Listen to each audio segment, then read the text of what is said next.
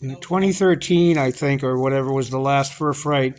Then it became Furpocalypse, and yeah, different people doing it, and so it didn't really miss a year. It just changed the Oh, name okay. and I all that. thought, Well, I mean, it was. yeah, I mean, it really was a different con, but it was in the same hotel, yeah, the yeah. mold place Yeah, there everyone on kept in thinking, Cromwell and it's everything. not. It's a complete uh, new chair, new everything. So, um, what was I going with Yeah.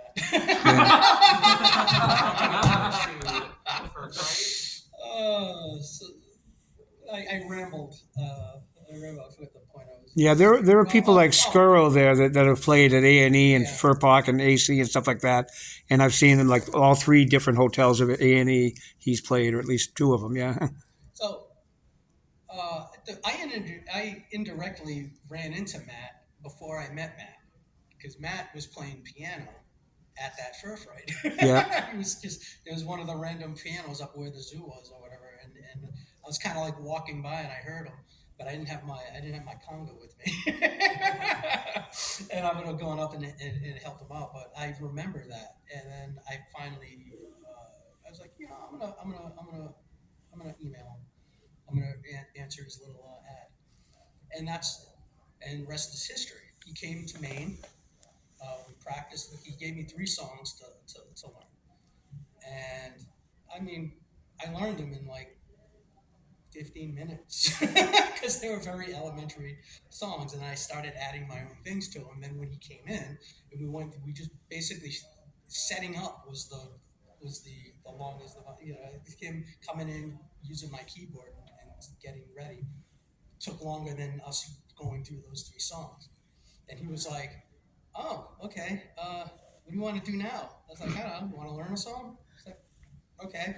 So he plays this song for me. I'm like, "Okay," and we go through this.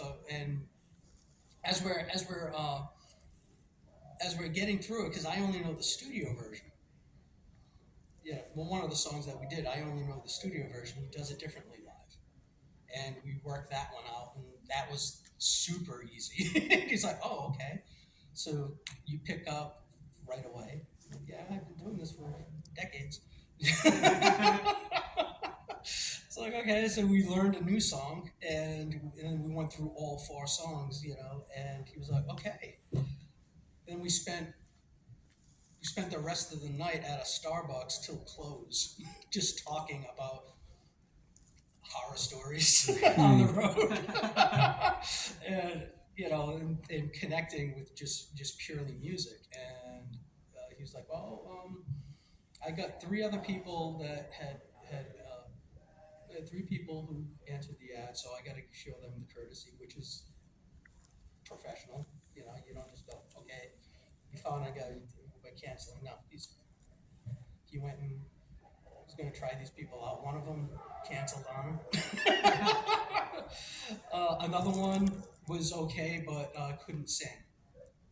That was a big thing. Someone who can sing backup, so I can do that. And someone who's in the furry fandom. So I was the trifecta. Mm. Not only was I professional, I can sing on key. Important. and he was actually impressed with my vocal range Right. because I can go kind of low, but I can go really high. Is there a primary instrument that you use? I play drums, Okay. so I play drums. I do noodle. My first instrument was the recorder. Yeah, mine too. Okay, and my second was an accordion. Oh. Yep. And my grandfather played piano. My mother plays piano. Well, my late mom, she passed away December, Oh. played piano. So that's how I learned. I got sick of being in bands with people who were a pain in the ass. So I picked up a guitar and started banging out chords on the guitar to do that. And then that came bass. And so I was okay, bass is a little easier for me. And because I'm a drummer, you got good timing. And I started recording stuff on my own. And this was back in the 80s. So Oh, a long time ago. yeah. So I'm like 50. I'm like 54 years old. Right. So I've been. My first My first gig, I was 8 years old. Jesus. Yeah, I was playing the little drummer boy on a tom in a school thing. And I did school talent shows, playing drums and things like that. But my first gig with my first band was not too long after the Dead Kennedy show, where we opened up for the punk band, the Minutemen. Yep. So that was my first show.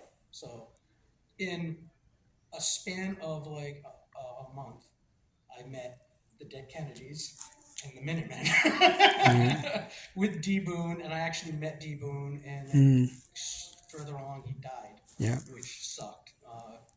But the funniest thing is Mike Watt came back to Providence with Firehouse and remembered me.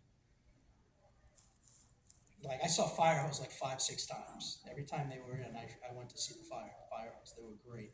Basically, it's Minutemen without D, with Mike from, what do they call him? Mike from Mike from Ohio. Eddie from Ohio. Ed from Ohio. Ed from Ohio. Yeah.